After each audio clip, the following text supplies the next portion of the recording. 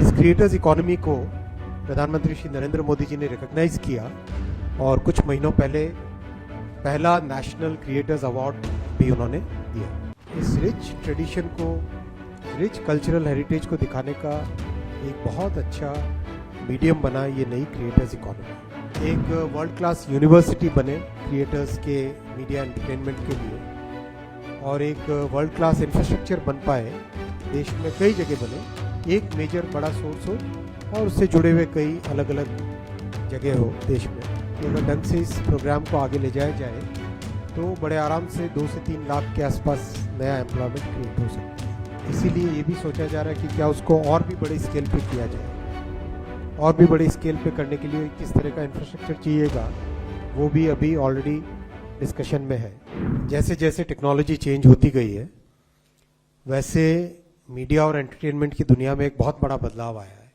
और ये बदलाव हाल ही के समय में इतना एक्सेलरेट हुआ है कि एक टोटली नई क्रिएटर्स इकोनॉमी क्रिएट हुई है। इस क्रिएटर्स इकोनॉमी को प्रधानमंत्री श्री नरेंद्र मोदी जी ने रिकॉग्नाइज किया और कुछ महीनों पहले पहला नेशनल क्रिएटर्स अवार्ड भी उन्होंने दिया। इस इकोनॉमी में बहुत ही बड़ा एक पोटेंशियल है।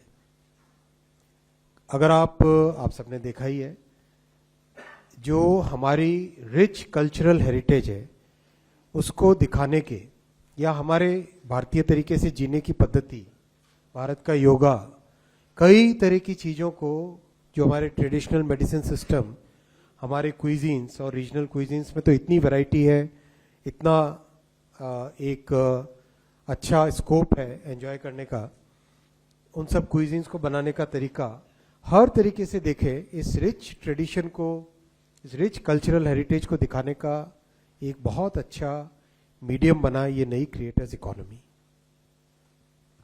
इस क्रिएटर्स इकोनॉमी को भारत सरकार एनकरेज करती है और इसमें कई नए माध्यम भी निकल रहे हैं। हमें अब ये देखने की ज़रूरत है कि इस इकोनॉमी के लिए, क्रिएटर्स वर्ल्ड के लिए जो टैलेंट डेवलपमेंट या जो बेसिक इंफ्रास्ट्रक्चर चाहिए वो कैसे डेवलप करें। हम लोग बहुत सीरियसली इस पे काम कर रहे हैं कि एक वर्ल्ड क्लास यूनिवर्सिटी बने क्रिएटर्स के मीडिया एंटरटेनमेंट के लिए और एक वर्ल्ड क्लास इंफ्रास्ट्रक्चर बन पाए, देश में कई जगह बने, एक मेजर बड़ा सोर्स हो और उससे जुड़े हुए कई अलग अलग जगह हो देश में।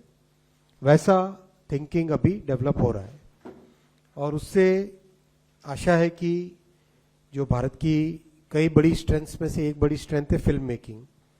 तो फिल्म मेकिंग का जो आज का दौर है, उस दौर में एक मजबूत तरीके से, एक अच्छे तरीके से टेक्नोलॉजी का उपयोग करके, आज के जो लेटेस्ट टूल्स एंड जो मेथड्स अवेलेबल है उन सब का उपयोग करके अच्छा एम्प्लॉयमेंट जनरेशन इससे हो सकता है। हम लोगों ने कभी इंटरनल कई मीटिंग्स हुई हैं, उसमें अच्छे एस्टिमेट किए हैं कि अगर ढंग से इस प्रोग्राम को आगे ले जाया जाए तो बड़े आराम से 2 से 3 लाख के आसपास नया एम्प्लॉयमेंट क्रिएट हो सकता है। इन सब पोटेंशियल्स को, इन सब अपॉर्चुनिटीज़ को, इन सब पॉजिटिव्स को देखते हुए ये वेव्स का हिस्सा बना है। हमें साथ ही साथ ये भी देखना पड़ेगा कि हम ऐसा कुछ भी न करें जिससे कि हमारी सोसाइटी को कोई नुकसान हो, और विशेषकर वो चीज़ें जो एडिक्टिव होती है उनसे हमें अपने आप को बचाना भी चाहिए। और इसमें न केवल सरकार बल्कि इंडस्ट्री, सोसाइटी, सभी की जिम्मेदारी बराबर की है। तो हम सबको मिलके इस जिम्मेदारी को भी निभाना चाहिए, ऐसा मेरा आप सबसे निवेदन है। ये वेव्स का फंक्शन पहली बार हो रहा है, इसमें कई नए एक्सपेरिमेंट्स सोचे जा रहे हैं और जैसे ये प्रोग्राम इवॉल्व होता है इसके बारे में आपको और जानकारी दी भी जाएगी। एक जो पॉजिटिव चीज़ है वो ये है कि रिस्पांस बहुत ज़्यादा अच्छा है, जितना हमने सोचा था उससे कई गुने बेटर रिस्पांस आया है। इसीलिए ये भी सोचा जा रहा है कि क्या उसको और भी बड़े स्केल पे किया जाए, और भी बड़े स्केल पे करने के लिए किस तरह का इंफ्रास्ट्रक्चर चाहिएगा वो भी अभी ऑलरेडी डिस्कशन में है।